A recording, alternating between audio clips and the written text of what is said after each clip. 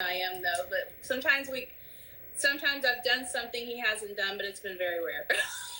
I was just gonna say, I was asking when he was at NBC, or was he in New York or Los Angeles? Because he was in New York, and he worked a little bit in Los Angeles, but primarily he worked in the main office in New York City. I actually worked at 30 Rock as an intern when I was in college for Tom Brokaw. I don't know if you guys remember Tom Brokaw. Yeah, I know who Tom Brokaw is. I have to give you a Tom Brokaw story. Now, I know Frank worked with him a little bit.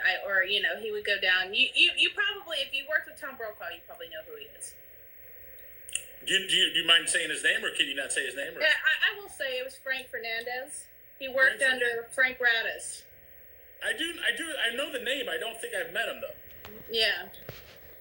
So I that's probably too much, because I try not to reveal names, especially people I've worked with in an office. That Frank, I know he doesn't care, because he actually supports the podcast and he loves Kim. I don't know if you know this or not, Ashley and Kim, but Tom Brokaw has retired from the news, and yes. He moved back to his home base. He's from South Dakota. I thought he was. No, he went to school in Nebraska, and let me tell you a little story about Tom Brokaw really fast. Yeah. I went to school at the University of Oklahoma, so football's a huge thing in the University of Oklahoma. They let you into uni. They let you in. Yes, they let me in. Scary enough. So at the University of Oklahoma, they had, I think it was the Orange Bowl. I don't know why they had the Orange Bowl in Oklahoma. I will never know why. But Nebraska was not winning. And the reason that they got 3 points on the board is because we threw an orange and it hit Tom Brokaw in the back of the head. And so Tom Brokaw, all of a sudden, I go up to him. There's this VIP lounge, and it happened to be on my tickets, right? So I'm in the VIP lounge. It's like, you know what, dude? I'm so sorry. We normally don't behave this way, but guess what, dude? You went to Nebraska. You deserve this shit. And it just looked at me and holy shit. Well, all I was going to say is that, Tom's in retirement now, but every once in a while he goes back to his beginnings in South Dakota, and he actually gets on the microphone at the local VFW to call bingo night. No, he doesn't. I swear to God, it was funny because I saw a video of it on YouTube, and somebody leaked it. It's not up there anymore, but it was funny just to see Tom with the bingo balls. It was like, all right, the next number is B7. B is in Beirut. 7. I just had this random idea. This is a brilliant idea for a podcast. Reckless Comedy does bingo. That is going to be funny as fuck. Right, guys, we are going to make that happen. I guarantee you, at some point, we're going to make it happen.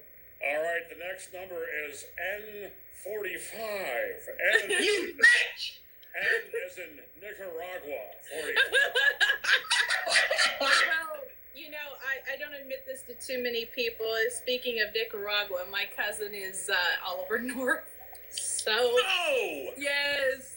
What? So, yeah. Dude, that's not who you're on about, so I'm just giving the reaction. What? He's the vigilante, the public transportation vigilante. Something like that now. Our final number is G73. G7. G is in Galooly, as in Jeff Galooly. Oh, dude, speaking of Jeff Galooly, right? I recently watched I, Tonya. Nice. And it was so white trash, it was not even funny. What the fuck is going on?